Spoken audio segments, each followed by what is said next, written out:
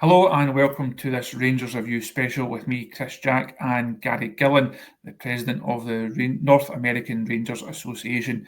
Here on this interview, we're going to chat through who NARSA are, what they do, life supporting Rangers from afar, and the future of the Rangers support stateside. Gary, thanks very much for joining us here on the show. Firstly, how are we? Thanks very much for having me, Chris. Great to see you again, my friend. Doing really well. You know, it's always better to have a chat with fellow Rangers fans after a victory than it is after whatever else it is we get these days. But I'm doing great, doing really good. That's good. We'll start at the start for those who don't know you or are not fully aware of NARSA and what you do. Could you just tell us a bit about your tenure as Mr. President and a bit about the association? So the tenure of the presidency, maybe I'll leave that towards the end. But NARSA has been in existence since the early 90s, and way back in the day, a guy who's is very famous in NARSA circles, Tam Plunkett and Davy Murray and a few others got together in the beginning and said there's a desire for an ability to be able to get together as Rangers fans over stateside, and it all kind of started in Detroit, in the Detroit area. And they had a convention first before they formulated the association. And the association is basically an amalgamation of kind of around about 30 odd clubs between Canada and America. And if you look at the map on our website, it's kind of interesting. We've got a map there, and the majority of the clubs are on each side and each coast, and then just a wee bit in, but there's not a lot in the middle, you know. So I guess that's where all the migrants have went. They've went to each of the ports or whatever that looked like. But back in the day, I think it was probably a desire and a need to continue with the community of Rangers. Obviously, being between 3,000 and 5,000 miles away, depending on what coast you're on, you're missing out on that. And quite honestly, Chris, when I was moving, the one main thing, apart from friends and family, that I was, if I could say, worried about was, like, I'm going to miss Rangers. I was a season ticket holder. I'd eventually got a brilliant seat in the very front row of the main stand, right on the byline. So I was right next to the Broomlin stand, and it was brilliant. Certainly for one half, it was brilliant when we were attacking that way. And I was kind of, a bit worried about that. But there was a Rangers supporters club already here, established. I live in Calgary in Alberta in Canada, which is kind of like the second province over from the Vancouver, BC side. And I've just loved it ever since. So I didn't really know much about NARSA when I got here in just over 20 years ago, 2004, and then joined the club, and then heard a bit about NARSA after that. We hosted a convention here in Calgary, which I was involved in organising in 2008. We did so again in 2018. So in 2008, I just got an understanding of who NARSA was. I'd never been to a convention before, and we got that situation where I was kind of like, this is incredible, like how this happens. And even when I used to show up at the Rangers club here in Calgary, I never put it together. Like, I'm watching it on the TV, but I never thought, how do we get this feed? Because back in the day, there's a wee thumbs up, back in the day, it was, it was through Setanta, it was through various other things. We do everything through Rangers TV now, but back in the day, we were beholden to whatever other technologies and companies were in existence at the time. And really back in the day, way before my involvement with the organisation, they would get a video shipped over of some of the bigger games, and they would get it like a month later, and then they would just congregate somewhere and watch the games as if it was live, and they would get the newspaper shipped over and such like that. I mean, today's internet age, you get access everywhere that you want. You get all your Rangers news, but the sacrifices and the effort and the energy that our founding fathers had to put in to get a community going and established is kind of unfathomable nowadays. But at the time, it was, we'll do what we can. It's like back home, the guys that are traveling from down south to get to Rangers games, from Belfast or Northern Ireland in general to get to the games, are from up north. Like, everybody makes that kind of concerted effort. So today, I mean, our main reason for being is to continue to spread the word of Rangers as we go forward, and hopefully continue to keep and grow the community. We subscribe to all Rangers games through Rangers TV, as I mentioned earlier. And we give access to our member clubs to access the Rangers games, So back in the day, there's certain people that one of the polarizing things for TV seems to be the commentators. So back in the day, we were always, when it was Setanta, and people who know Setanta know that they don't lean our way. Let's just say that. So the commentating was a wee bit biased back in the day, and people would get upset about that. So we moved them over to Rangers TV when Rangers TV got properly established way back in the day. And our former president, Stuart McDougall from the Orange County Rangers Supporters Club, was absolutely instrumental in putting all that together. I've carried the mantle of that forward with the executives that I've worked with over time. And then our second thing is also to create a convention type idea. I mentioned the convention briefly. That's our annual get together. We call it a convention, and I think people are actually confused when they're kind of like, it sounds formal. It sounds like a bit of work there. I don't know if I'm interested in that, and it's literally a season ending party. So regardless of what the type and style of season has been for us, we get that opportunity to get together and celebrate being a Rangers fan, celebrate with our folks that we haven't seen for a year or so, and we go to lovely destinations around the continent and have done so for over 30 years now. So it's a lot of work. Now, you talked about my presidency. The reason I kind of smiled a wee bit and chuckled earlier, it's supposed to be a 2-year term in the presidency. That's part of our constitution that we have. You serve 2 years, and then you serve for past president for 2 years, and then you've run your leg of the race, and you pass over the baton to other people.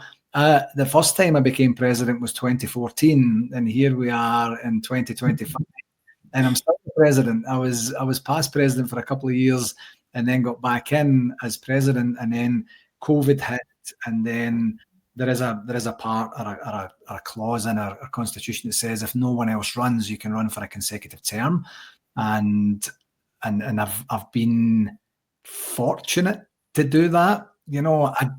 I personally don't think it's super healthy to have the same people in the same positions for a very, very long time, because you end up kind of settling into your ways. But I still have energy for it. I still have passion for it. I still have the opportunity to hopefully help the organisation move forward. But yeah, I've been in the chair. I've been with the organisation now formally for 13 years. And it's been a journey, I have to say, thinking about everything that's happened to Rangers during that time as well. How important is it for you guys out there to get past that love of Rangers? Now, you mentioned your time as a season ticket holder, you then move out there. That bond though is never broken, and you're now the custodians, if you like, of Rangers fans on that continent. You're having to pass that on to onto your kids, onto grandkids potentially, onto other people who may not be accustomed to the club, but you can bring them into Rangers way of life. And it's not, also given the distances involved, it's not as easy as we'll take a youngster along to the first game at Ibrox and hope they fall in love with it. How do you how do you spread the word of Rangers almost to the next generation and to people now that you work with and you socialise with? So I think it's probably different for different people. One of the things that I always come across, and I'll say always purposely come across, is I'll meet people and they'll be like, oh, I'm a Rangers man as well, if you hear the accent or whatever that looks like. And I'll say, we've got a Rangers club in Calgary. Yeah, games are too early. And I'm thinking, but it's Rangers. I would get up. I mean, we're okay here on the East Coast. They're 5 hours behind the UK. So an 8 o'clock game is, what would that be? A 10 a.m. kickoff. So you're not exactly getting up early. You can have your breakfast before you go to the club. You can watch the game. You can have a couple of pints, when the pub gets open and stuff like that. We're 8 o'clock for a 3 o'clock game. And on the West Coast, they are 7 o'clock. Correlate that to a noon kickoff game. That's 7 a.m., 5 a.m. and 4 a.m. And the clubs are still, the diehards are still going there. So we've got this time factor to kind of figure out. Some clubs do a tape delay and they'll show it a wee bit later on and stuff like that, if people can stay away from the internet and such. So as I say, it's different for everybody. What I do, I'm kind of fortunate. I'll give you an example, actually. This is a beauty. So in Calgary here, we have the Canadian Premier League has been established for 4 or 5 or 6 years. And we've got former Rangers first team player Fraser Aird playing for the Calgary Cavalry, who just won their first championship there back at the tail end of the summer. And it was a brilliant time for everybody. Well, I guess it was probably the autumn. A brilliant time for everybody. Fraser comes down to the club now and again. He's still a blue nose through and through. And what they did was they had the trophy. I can't remember the name of the trophy, but they had the final was in Calgary. So they had the Canadian Premier League trophy at one of the local shopping malls. And you could go on the Friday night. The game was on the Saturday, I think, or the Sunday. I didn't make it to the final. And so you could get your photograph taken before the game with the trophy. So my sister, brother-in-law, and maybe my niece, I'm not 100% sure, but they went to the mall, and then there's the young lassies or young guys or whatever it was that were standing there, kind of getting people in to stand in the queue and stuff. And then they said that this lassie says to Debbie and Andy, "Oh, I noticed the accent. Where are you from? Scotland? What's your team?" And they said, "Oh, it's Glasgow Rangers." And she says, "Oh, my professor at university." He talks about they always call it the Rangers here. He always talks about the Rangers, and they said, "Oh, that's fascinating. Like, who's your professor?" And they said, "Oh, it's Gary Gillan." And they're like, "Oh my God, you're everywhere," So I teach at university, and literally at the beginning of every class, I'll give them an update on my social media posts that are all about self-help, self-development, such, and an update on Rangers. So half of them are kind of like, what's this guy talking about? And other ones are like, "I've already seen the score. I've seen it was 3-0 or 2-0 or whatever it is." So I use the platforms that I've got. Anytime I have an opportunity to talk about it, I do. I'm fortunate I get an opportunity to talk in public about things like that. And then I'm always saying, like, there's a club, come down to the club sometimes. And the kickoff times aren't great, but we've got access to the pub. I've literally got a key, and I open the club, I get it all ready. When it gets to 9 a.m, I can serve beers. So you're getting served a couple of beers, and we have a bit of a banter and stuff like that. So there's different opportunities. But basically, anytime anyone even fakes interest in it, I'm like, woof, and I'm right in there. I'm going to tell them as much as I know. I'm going to give them an idea of what's happening. I'm going to mention some famous players in the past that they might resonate with, and then move forward from there. Anything I can do to do it, I do it. It's fair to say over the last few seasons there's perhaps been mixed times, I think we'll say. Obviously you've had the highs of 55, you've had Seville going further back. There's obviously been the boardroom war years, decent seasons, obviously been difficult on and off the pitch. Do you almost feel a bit more helpless being that far away during the bad times where you maybe want to help and you want to support, and during the good times, do you feel as if you're missing out to an extent because you're not at Ibrox, you're not in George Square after 55, for example, or have you been there long enough and been through it long enough you've almost squared that circle with yourself, if you like?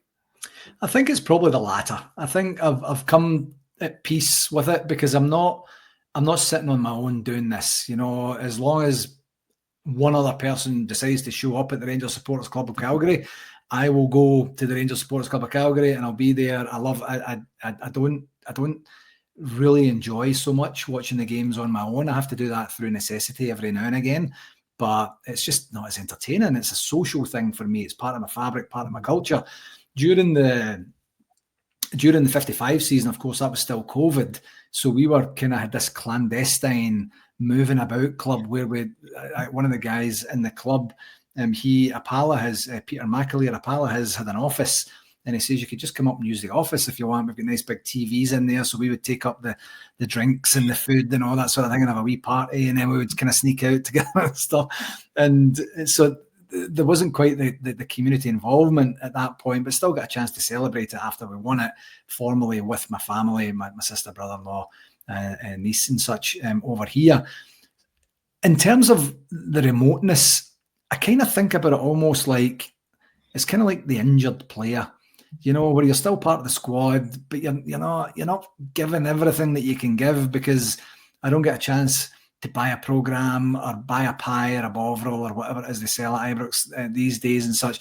But within my role, I do have an opportunity to liaise with some the leadership at the club. So I give an opportunity to represent NARSA, to give them my opinion, my guidance, anything that they want, basically. And we have strong ties with them through the conventions and such as well. So I don't feel quite as helpless in that respect.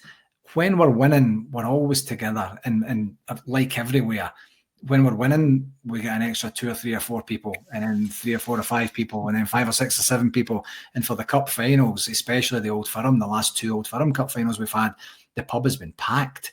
And I know that other clubs have experienced that exact same thing. You know, we're a kind of fickle bunch. We have the diehards who will never we will never surrender. And then we have the other ones that are kind of casual. You know, they'll come down when it's convenient for them. And then you have the bandwagon jumpers where they're like, yeah, drinking in the morning, why not? So I think over time, I've probably got used to it. In the beginning, I would lament, especially when my sister and brother-in-law were still back home.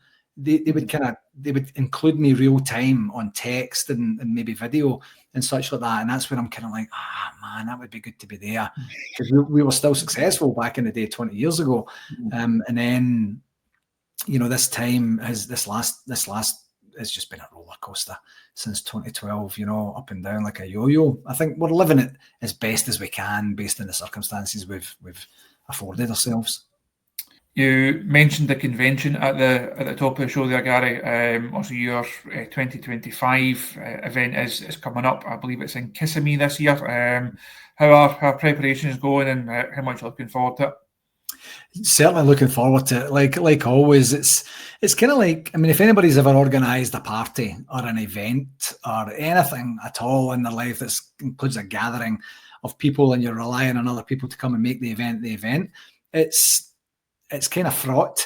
You know, you don't get a chance to just kind of go, I've booked my tickets, I've booked my hotel, I've booked my flights, I can't wait to get there, and I don't have any responsibility other than trying to get myself roughly in the vicinity of my hotel room at the end of each night. But so when it's a different level or type and style of enjoyment that you get when you're actually organising it, and the novelty can wear off quite a lot. The difference for this year is we've always enjoyed support from Rangers in terms of certainly sending gifts over and sending raffle prizes and such like that you just can't buy anywhere else. Sending over certain members of the leadership. It depends on what's going on at the club at given points in time. We've enjoyed the chairman coming over, the manager coming over, a CEO or managing director or whatever the position has been at that particular point in time.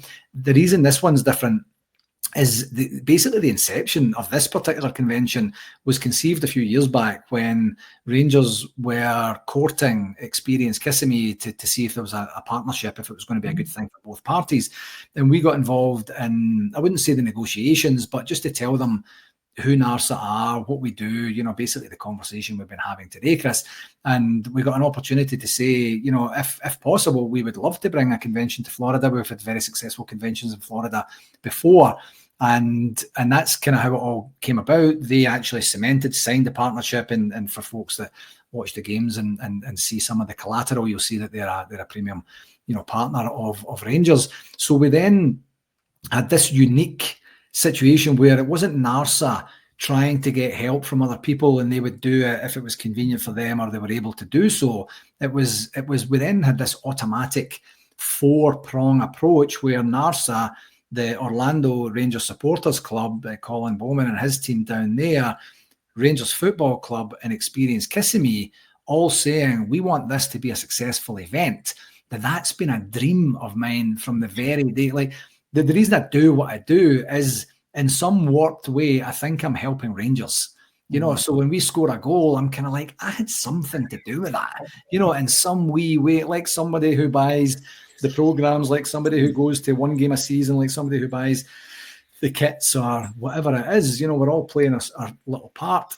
So to then formally have Rangers involved, formally have Rangers partner and help, you know, hopefully enhance their relationship and see how that goes. It's been great. The challenge we've actually faced this year, specifically this year, has been, I can't put my finger on it. I think probably hindsight is going to tell us exactly what it was. But our numbers, based on previous conventions are in Florida, you know, down in Orlando, at this time it's Kissimmee, which basically it's like Glasgow and Paisley sort of thing. It's been slower. in terms of uptake on tickets for some reason. One, there's an economic downturn. I understand that. Two, it is quite expensive as a result of prices increasing. You know, our cost model is the exact same in terms of how we build the ticket prices. So there's no us saying, oh, we're going to try and gouge or anything. We'd never do anything like that. We're a not-for-profit. You know, any money we get back, we put back into the association anyway. So it's just one of these weird things where it's not as big a grandiose an event as we thought it was going to be, certainly based on the last time we were in Orlando there. I think we were pushing about 1,000 or 1,100 or something like that. Our numbers are a lot lower than that right now. So we're in this situation where, are you actually coming and you're just waiting and people's purchasing habits have changed, our processes have changed, or are you just not coming? You've done the NARSA thing. You don't need to go back to Florida again. You can't afford, like, whatever it looks like. So we're literally right now in that spot of trying to figure out, you know, what type and style of event are we actually going to have? Because it's surprisingly very different than what we're anticipating or planning, certainly when we sign the contracts with the hotel and such as we do, you know, a couple of years in advance almost.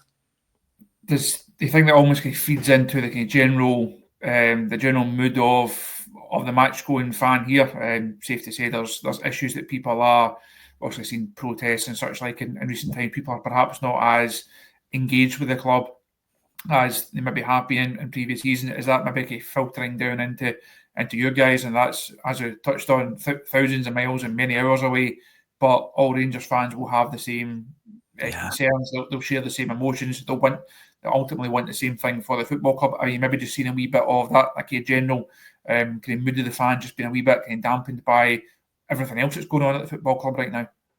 I think so. I think it's certainly not helping, you know, and I think it's probably an accumulation of a bunch of things, some I mentioned before, and I think there's certainly the recent challenges that we've endured, and as you mentioned, the protests and such. You know, we have a WhatsApp group here on the NARSA side, and it can be quite a depressing read at times when we're going through the games. You know, we're very active during the games where people are convalescing or celebrating or just commenting on what's happening. I think probably, and I think with the benefit of hindsight, I'll really get a true answer to this over time. I think it's an accumulation of everything. You know, since 2012 to, you know, we're 13 years later, and I joined the NARSA executive in 2012, and I'm like, yay, this is going to be great. And we were already in a sticky wicket at that particular time, you know, because it had all happened just a few months before it. So personally, I've never had a chance to enjoy being part of the association when the times have been consistently good, you know, and I think it's this, I call it the paper cuts of life. You know, it's all these wee paper cuts of things that are happening, the change of leadership, the constant reinvention of the club, the new manager after new manager after new manager, the confusion of our playing style, the expense of following Rangers these days, what we actually get for our money when we're following Rangers, you know, in terms of the entertainment, the joy, the pleasure of winning and being successful and competing. And I think there's a whole bunch of different things. I don't think it's like we got beat in the Old Firm Cup final, therefore NARSA can go and take a jump.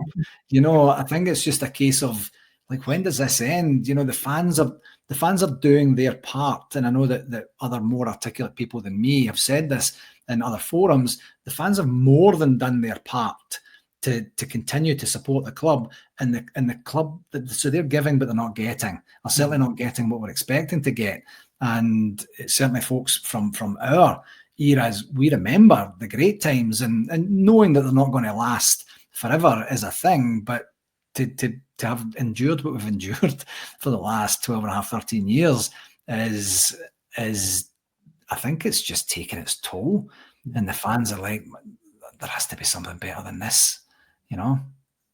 As we always live in hope with the Rangers fans, that as you've touched on there, they always keep coming back for more, for their perhaps for their sins at times, but whether it's been supporting events like yourself, whether it's been going through the lower leagues and all the journeys you make to Peterhead and Elgin and all the places that the Rangers fans took over for European trips, they invest so much into the club. It's just that sense of they've done their bit. When are those good times? going to come back. It could be next season, it could be the season after that.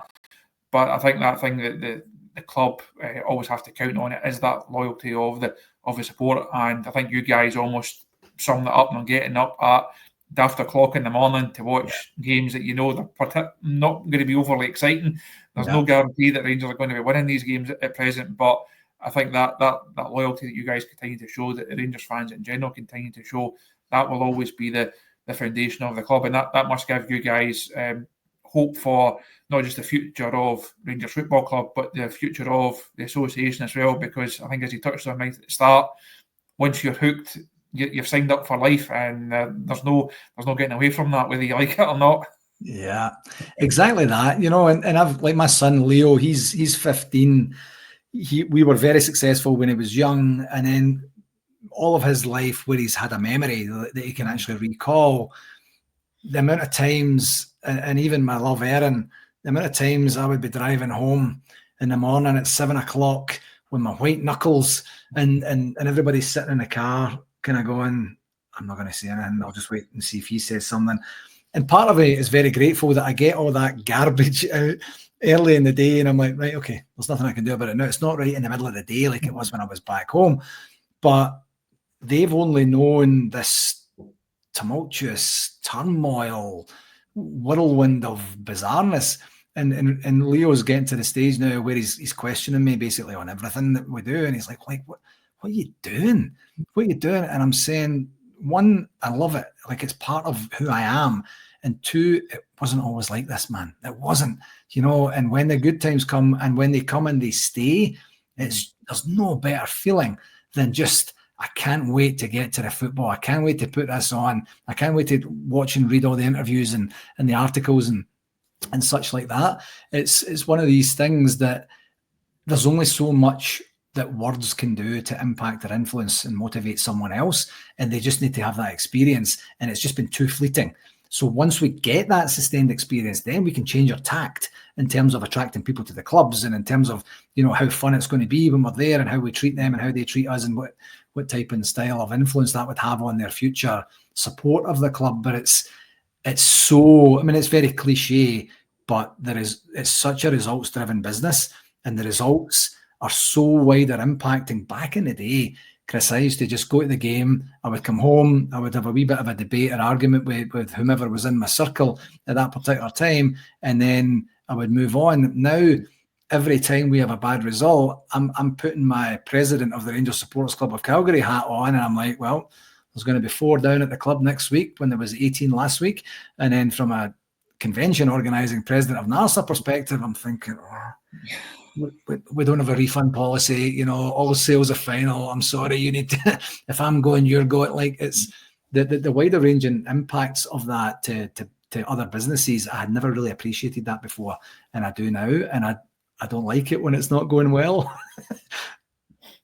Well, we'll end on it on a positive note, and hopefully things will turn around on and off the pitch for Rangers, and obviously that yourselves at the association can continue to go from strength to strength. Gary, thanks for your time and joining us here on the Rangers Review. It's been great to catch up once again. If you need any further details about the 2025 convention in Kissimmee, we'll put a link in the description below the video, and of course go and check out the NARSA website. All the details are on the site, and a plug for our own endeavours as well. As always on these shows, we really appreciate your support here on the Rangers Review YouTube channel and on the website. Please like the channel, please subscribe, and please help support the best Rangers journalism. We will be back soon. Gary, once again, thanks for your time, and fingers crossed for a better few months ahead. Fingers crossed. Thanks again, Chris. I really appreciate it. And thanks for all you do for the Rangers Review, you and the team. It's brilliant content. Thank you.